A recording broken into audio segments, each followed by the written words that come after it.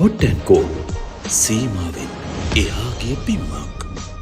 දේශීය වෛද්‍ය ක්‍රමයේ තියෙන විශේෂතාවය මොකක්ද? නාසා රෝගයක් විදියට, ශීර්ෂ රෝගයක් විදියට, සර්වාංග රෝගයක් විදියට විස්තර කරලා තියෙනවා. හඳුනා ගන්න පුළුවන් රෝග ලක්ෂණක් තියෙනවද? විශේෂයෙන්ම අකලට කෙස් සිදීම, කෙස් වැටී යාම, ඇස් යට කළු වීම, නෑවොත් ප්‍රශ්න එනවා, අයිස් එකක් ආවොත් ප්‍රශ්න එනවා. ඒ වගේම පෙනහළු වලට පවා මේ රෝගී තත්ත්වය බලපාන්න පුළුවන්. මොන වගේ ප්‍රතිකාරද තියෙන්නේ? දින 7කින් සුව කරගන්න පුළුවන්. ජීවක අසප ආයුබෝවන් ඔබට. හොට් ඇන්ඩ් කූල් අපේ නාලිකාව දැන් බොහෝ දිනකුගේ ආදරය දිනාගත් නාලිකාවක්. සීමාවෙන් එහාට ගිහිල්ලා අපි බොහෝ දේවල් පිළිබඳ කතා කරනවා. කලා කටයුතු ගැන, සෞඛ්‍ය තත්ත්වය පිළිබඳව, රටේ තොටේ සිද්ධ වෙන විශේෂ දේවල් පිළිබඳව. අද අපි කතා කරන්න සූදානම් සෞඛ්‍ය කාරණා ගැන. මොකද ගොඩක් දෙනෙන් අපි ඉල්ලීම් කරලා තිබුණා සෞඛ්‍ය කාරණා පිළිබඳව කතා කරන්න කියලා. විවිධ මාතෘකාත් අපිට වෙලා තිබුණා. ඒව අතරින් වැඩි පිරිසක් පීනස් රෝගය ගැන කතා කරන්න කියලා අපිට යෝජනා කරලා තිබුණා. ඒ නිසා අද අපි හිතුවා පීනස් රෝගය පිළිබඳව හොට් ඇන්ඩ් කූල් තුලින් කතා කරන්න. මේ ගැන කතා කරන්න ඔබට පුරුදු වෛද්‍යවරයෙක් අද අපේ නාලිකාවට සම්බන්ධ වෙන්නේ. රාවණ අරණ ආයුර්වේද මධ්‍යස්ථානයේ ආයුර්වේද වෛද්‍ය අශෝක රාමසුන්දර වෛද්‍යතුමන් අපිත් එක්ක ඉන්නේ. ආයුබෝවන් වෛද්‍යතුමා. ආයුබෝවන්.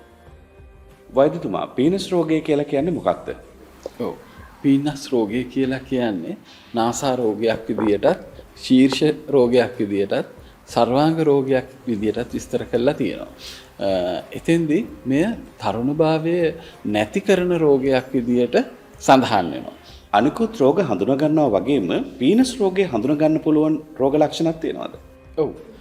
පීනස් රෝගයේදී නාසයෙන් හොටු දියර ගැලීම, ඊට පස්සේ නාසයේ අවරෝධ වීම, ඒ වගේම කිවිසුම් යාම, සමහර වෙලාවට නාසයේ වියලීම, හුස්ම ගැනීමේ අපහසුව, කෙස් සිදීම, විශේෂයෙන්ම අකලට කෙස් සිදීම, කෙස් වැටී යාම, ඇස් යට කළු වීම, හිසෙහි බරගතිය, ඒ වගේම නාසයෙන් ලේ ගැලීම, සමහර වෙලාවට මේ සෙම පල්වීමකට ලක් වෙලා අධික දුර්ගන්ධයක් දැනෙන්න පුළුවන්.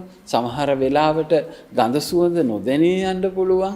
මේ වගේ දේවල් නාසයේ එනවා. එතකොට අර මම කලින් කිව්වා වගේ මේක සර්වාංග රෝගයක් විදියටත් ගන්න මේ රෝගී තත්ත්වය සමහර වෙලාවට ඇස්වලට, කන්වලට, උගුරට, ආහාර මාර්ගයට, ඒ වගේම පෙනහළු වලට පවා මේ රෝගී තත්ත්වය බලපාන්න පුළුවන්. එතකොට මේ ඉන්ද්‍රියන් වල පවා මේ යම් යම් අපහසුතා එන්න පුළුවන්.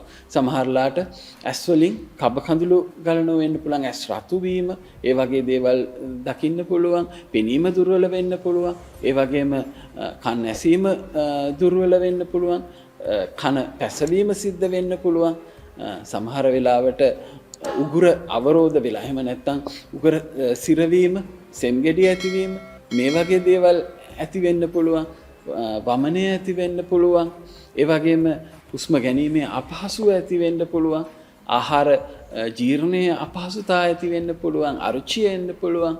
ඒ වගේම මේ රෝගය නිසා මුහුණේ තියෙන තරුණකම නැති වෙලා යන්න පුළුවන්. ඒ කියන්නේ සමහරලාට කොණ්ඩේ ඉදෙනවා, කොණ්ඩේ ගැලවෙනවා, ඒ වගේම ඇස් යට කළු වෙනවා, මුහුණ කළු තලා වැටෙනවා, සමෙහි පිපිහලු ගතිය ඇති වෙනවා. මෙන්න මේ වගේ රෝග ලක්ෂණ අපිට මේ රෝගයේදී දැක ගන්න පුළුවන්. මට අවුරුදු 4-5 ඉඳලා හැමදාම මාසෙම බේත් කරන්න ඕනේ. ડોක්ටර් ඇඩ්වයිස් කරේ නෂ්ණය කරලා අඩු කරලා දෙන්න පුළුවන් කියලා. මට ඇත්තටම ඒකෙන් අද වෙනකොට මම තාම මෙඩිසින් වලට කිසිම දෙයක් කරේ නැහැ. මට ඇත්තටම හොඳටම හොඳ වුණා ඒකෙන්. ජීවක අසප පීනසේ කියලා කියපුවම ගොඩක් දෙනෙක් කියනවා මට උදේට නාන්න බෑ, නෑවොත් ප්‍රශ්න එනවා, අයිස් එකක් ආවොත් ප්‍රශ්න එනවා, විවිධාකාරයේ දේවල් ගැන කියනවා. පීනසේ ඇති වෙන්න බලපාන හේතු මොනවද? පීනස් රෝගය ඇතිවීමට බලපාන ප්‍රධාන හේතු විදියට අධික ලෙස දුම් දූවිලි වලට නිරාවරණය වීම, ඒ වගේම අධික ලෙස සීත ජලය පානය, සීත ආහාර ගැනීම, ඒ වගේම ඍතු විපර්යාස, ඒ වගේම අපි නිතර පින්නේ ගමන් කරනවා නම්, පිනිබානවා නම් මේ රෝගී තත්ත්වය ඇති වෙන්න පුළුවන්. ඒ වගේම අධික ලෙස නිදිවරනවා නම් ඒත් මේ රෝගී තත්ත්වය ඇති වෙන්න පුළුවන්. මට පීනසේ තියෙනවා හැබැයි මම කාර්ය බහුලයි ඔෆිස් යන්න ඕනේ ඊළඟට හවස ආපහු වැඩ ටික කරගන්න තියෙනවා බෙහෙත් නම් කරමු කියලා ගොඩක් අය කියනවා හැබැයි යක් අමාරුයි මේ බෙහෙත් කරන්න කියලා සමහර අය කියනවා සිංහල වෙදකමේ මොන වගේ ප්‍රතිකාරද තියෙන වෛද්‍යතුමා පීනසයට කරන ප්‍රතිකාර ගත්තහම ප්‍රධාන වශයෙන්ම නස්න කිරීම සිද්ධ කරනවා මෙතෙන්දී මේ නාසා ආස්තරණේ ඇති වෙලා තියෙන විකෘති තත්ත්වයන් නැති කිරීම මේ මගින් සිද්ධ වෙනවා. ඒ වගේම මේක අපි කිව්වා සර්වාංග රෝගයක් විදියටත් ගන්නවා කියලා. එතෙන්දී අපි බෙහෙත් වර්ග පානයට දීම මගින් මේ ඇති වෙලා තියෙන වෙනස්කම් නැති කිරීම සඳහා ප්‍රතිකාර කිරීමක් සිදු කරනවා. ජීවක අසප වෛද්‍යතුමා අනිකුත් වෛද්‍ය ක්‍රමවලට වඩා දේශීය වෛද්‍ය ක්‍රමේ තියෙන විශේෂතාවය මොකක්ද? ඔව් අනිකුත් ප්‍රතිකාර ක්‍රම හා සසඳනකොට අනිකුත් ප්‍රතිකාර ක්‍රමවලින් සමහරලාට මේ රෝගී තත්ත්වය සුව කරගන්න බෑ. తాවකාලිකව එම රෝගී තත්ත්වය යටපත් කිරීම තමයි සිද්ධ කරන්නේ.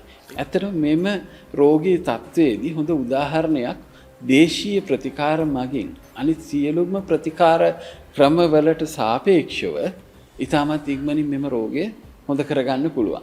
බොහෝ වෙලාවට අනික් ප්‍රතිකාර ක්‍රම ගත්තහම ඒකෙදී මේ පීනස රෝගී තත්ත්වය නිට්ටාවට හොඳ කරගන්න බෑ. සමහරලාට ආයුර්වේද වගේ ප්‍රතිකාර වලින් හොඳ කරගන්න පුළුවන්.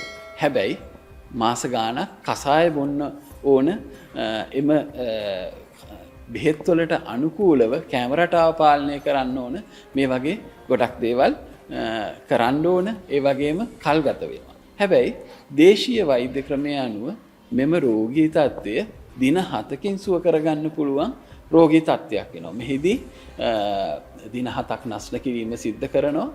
ඒ වගේම කසාය පානයට දීම ඒ වගේම තව සුළු බෙහෙත් කීපයක් පානයට කිරීම මගින් සතියක් වගේ කෙටි කාලයකින් මෙම රෝගී තත්ත්වය සම්පූර්ණයෙන්ම හොඳ කරගන්න පුළුවන්.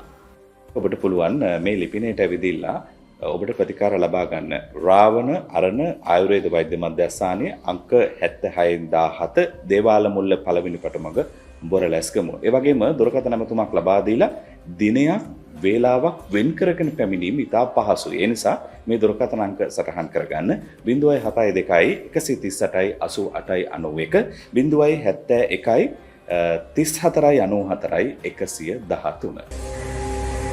ජීවක අසප එහෙමනම් වෛද්‍යතුමා බොහොම ස්තුතියි හොට් ඇන්ඩ් කූල් අපේ වැඩසටහනට අපේ නාලිකාවට අද සම්බන්ධ වෙලා පීනස් රෝගය පිළිබඳව අපිව දැනුවත් කරන්නට එකතු වුණාට. අයිබෝවන්. හොට් ඇන්ඩ් කෝල් සීමාවෙන් එහාගේ පිම්මක්.